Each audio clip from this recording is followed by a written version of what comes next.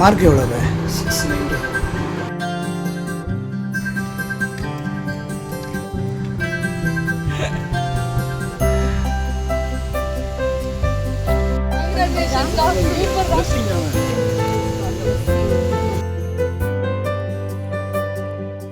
என் பேர் ஜெய் கிருஷ்ணா. நான் வந்து நீட்ல ஆல் இண்டியா லெவலில் 75th ஸ்டேட் 6th எடுத்திருக்கேன். இதுக்கு முக்கியமான காரணம் என் பேரண்ட்ஸ், என் டீச்சர்ஸ், அப்புறம் என் ஃப்ரெண்ட்ஸ்.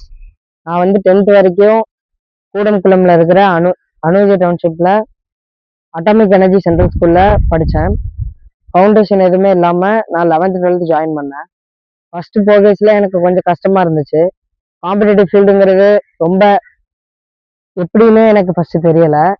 கொஞ்சம் கொஞ்சமாக கான்ஃபிடென்ஸ் கெயின் பண்ணி டீச்சர்ஸோட கைடன்ஸ்னால, பேரண்ட்ஸோட சப்போர்ட்னால, ஃப்ரெண்ட்ஸ் கூட கொஞ்சம் டைம் ரிலாக்ஸ் பண்ண முடிஞ்சனால எனக்கு அவ்வளோவா ப்ரெஷர் ஃபஸ்ட்டு இல்லை.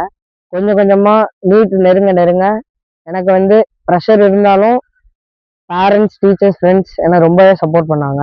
வந்து ஹாஸ்டல்னால எனக்கு ஃபோனு எதுவுமே அலோட் இல்லை. சண்டே கூட சில டைம்லாம் படிக்கிற மாதிரி தான் இருக்கும். எந்த ரிலாக்ஸேஷனும் இல்லாதனால அங்கே இருக்கிறதுல ரொம்ப ஹார்ஷாக இருந்துச்சு எனக்கு. ஆனால் அதுக்கடுத்து இவ்வளோ பெரிய பெனிஃபிட் வந்து இப்போ எனக்கு கிடச்சிருக்கு. இப்போ நான் வந்து எந்த காலேஜ்னாலும் சூஸ் பண்ணிக்கலாம்.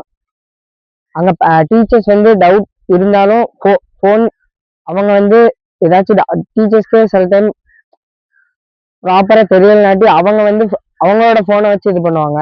ஸோ நம்ம ஃபோன், டிவி எந்த அதோட பெனிஃபிட் நம்ம கிடச்சிக்கலாம். ஆனால் ஃபோன், டிவி எதுவுமே இல்லாமல் இதனால கூகுள் அடிச்சு அவங்க எங்களுக்கு சொல்லி தருவாங்க. நான் வந்து லேட் நைட் அவ்வளவா படிக்க மாட்டேன். ஏன்னா காலைல வந்து தூக்கம் வரும். நான் மேக்சிமம் கிளாஸஸே ரொம்ப கான்சென்ட்ரேட்டாக படிப்பேன். நான் வந்து எடுத்தோடனே எங்களோட வேலைமால டாப்பில் இல்லை.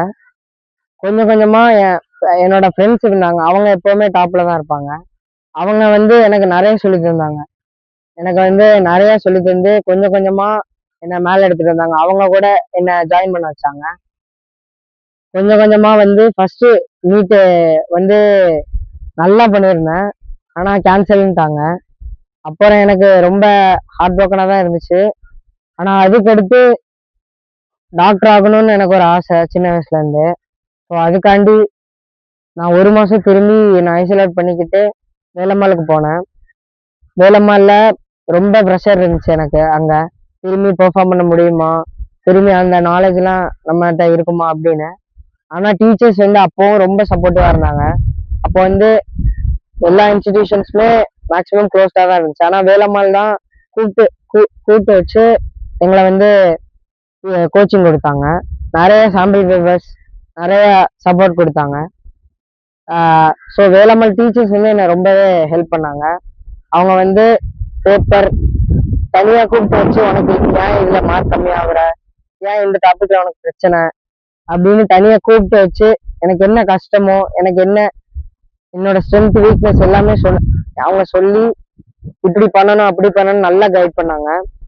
ஸோ என்னோட பேரண்ட்ஸ், டீச்சர்ஸ், ஃப்ரெண்ட்ஸ் எல்லாரையும் நான் தேங்க் பண்ணிக்கிறேன். உங்கள் ஃப்ரெண்ட்ஸுக்கு என்ன சொல்ல விரும்புறீங்க இனி வருங்காலத்தில் வந்து எழுதுறவங்க? ஸோ 11th 12th வந்து நம்மளோட லைஃப்ல ஒரு இம்பார்ட்டண்ட்டான ஃபேஸ். அது வந்து 10th-க்கும் 11th-க்கும் ஒரு டோட்டலாகவே வேற மாதிரி தான் இருந்துச்சு எனக்கு, என்னை பொறுத்த வரைக்கும். ஸோ அந்த டைம்ல கண்டிப்பாக டிஸ்ட்ராக்ஷனுங்கிறது இருக்கவே கூடாது. ஆனால் அதுக்காண்டி நான் வந்து ரொம்ப நேரம்லாம் படிக்க மாட்டேன். ரொம்ப நேரம் இப்போ 8 ஹவர்ஸ்னா 8 ஹவர்ஸும் நான் படிக்க மாட்டேன். 8 ஹவர்ஸை ஒரு 1 ஹவர் 1 ஹவர் 1 ஹவர் 1 ஹவராக பிரிச்சுக்கிடுவேன். அதுக்கு நடுவில் ஒரு ஸ்மால் பிரேக்ஸ் கொடுத்துக்கிடுவேன். அப்போ தான் நம்ம கான்சென்ட்ரேட்டாக படிக்க முடியும். இப்போ நம்ம புக்கை மட்டும் ஓப்பன் பண்ணி வச்சிருந்து சும்மா வேற எதை பற்றி கூட அப்பப்போ நான் யோசிப்பேன். ஸோ அந்த மாதிரி அப்போ அதெல்லாம் எப்போ நடக்கும்னா 8 ஹவர்ஸ் ஸ்ட்ரெயிட்டாக தொடர்ந்து படிக்கணும்னு நினச்சாதான் அதெல்லாம் நடக்கும். ஸோ நான் 1 ஹவர் 1 ஹவர் 1 ஹவர் 15 மினிட்ஸ் அப்பப்போ கேப் விட்டுக்கிடுவேன். அப்பப்போ ஃப்ரெண்ட்ஸ் பேசுறது, இதை முடிச்சிட்டிங்களா, அதை முடிச்சிட்டிங்களா அப்படின்னு கேட்பேன். அப்புறம் நிறைய பேசுவோம். ஸோ அந்த 15 மினிட்ஸ் வரைக்கும் நான் நல்லா ரிலாக்ஸ் பண்ணிக்கிடுவேன். திரும்பியும் அதை வந்து ரீஃப்ரெஷ் பண்ணிட்டு அடுத்த சாப்டர் இல்லாட்டி அடுத்த டாபிக் போக ஆரம்பிச்சிடுவேன். ஸோ ஃபோன், டிவி இல்லாமல் இருந்தாங்கன்னா கண்டிப்பாக கொஞ்சம் நல்லா அச்சீவ் பண்ணலாம். வணக்கம், என்னோட வீட்டுக்கார் பேரு ராமர். 2 பசங்க எனக்கு. பெரிய பையன் பேரு சத்யபிரகாஷ். அவன் இன்ஜினியரிங் முடிச்சுட்டு இப்ப கேட்டுக்கு ப்ரிப்பேர் பண்ணிக்கிட்டு இருக்கான் வீட்ல இருந்து. இவன் வந்து 10th வரைக்கும் அட்டாமிக் எனர்ஜி சென்ட்ரல் ஸ்கூல் கூடங்குளம்ல படிச்சான். அப்புறம் 11th 12th வந்து வெளியில சரி நீட்டுக்காண்டி கோச்சிங் போகணும்னு சொல்லிட்டு இங்க இருந்து எங்களுக்கு திருநெல்வேலி தான் போற மாதிரி இருந்தது. அதனால வேலம்மாள் போதி கேம்பஸ் நாங்க செலக்ட் பண்ணோம். அவனோட வில்லிங்ல தான் போனான்.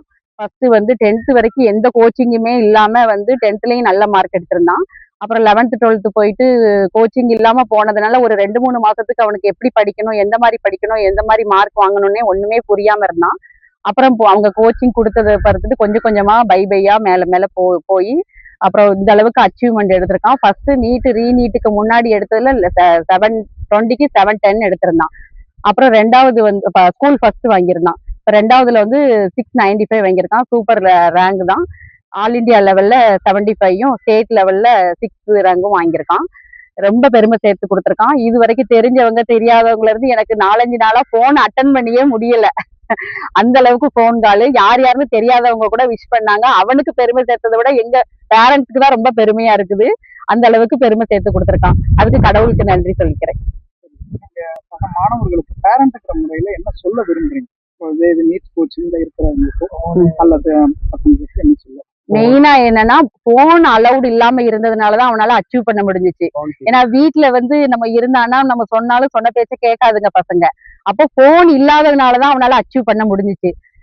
போன் நம்ம கொடுத்துட்டு இந்த அளவுக்கு அச்சீவ் பண்ண முடியுமான்னு கேக்குறது என்னைய பொறுத்தவரையில முடியாது. அதனால என்ன சொல்றேன்னா போன் கொஞ்சம் அவாய்ட் பண்ணா நம்மளால எந்த இதுலனாலும் அச்சீவ் பண்ண முடியும்.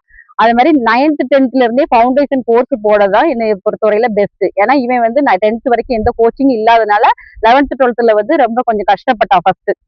அப்போ அதுக்கப்புறம் வந்து பிக்கப் பண்ணி வந்து நல்லா அச்சீவ் பண்ணியிருக்கான். டியூஷன் எதுவும் வச்சிருக்கீங்களா அல்லது காலையில எத்தனை மணிக்கு எந்திரிப்பாரு அவரு? ஹாஸ்டல்ல தான் 2 வருஷமா படிச்சிருந்தான். டியூஷன்லாம் எதுவும் கிடையாது. ஸ்கூலோட கோச்சிங் தான் ஃபுல் அண்ட் ஃபுல்லு. அவன் வந்து நைட்டு வந்து லேட் நைட் வரை படிப்பான். மார்னிங் வந்து லேட்டாகி தான் எந்திரிப்பான்.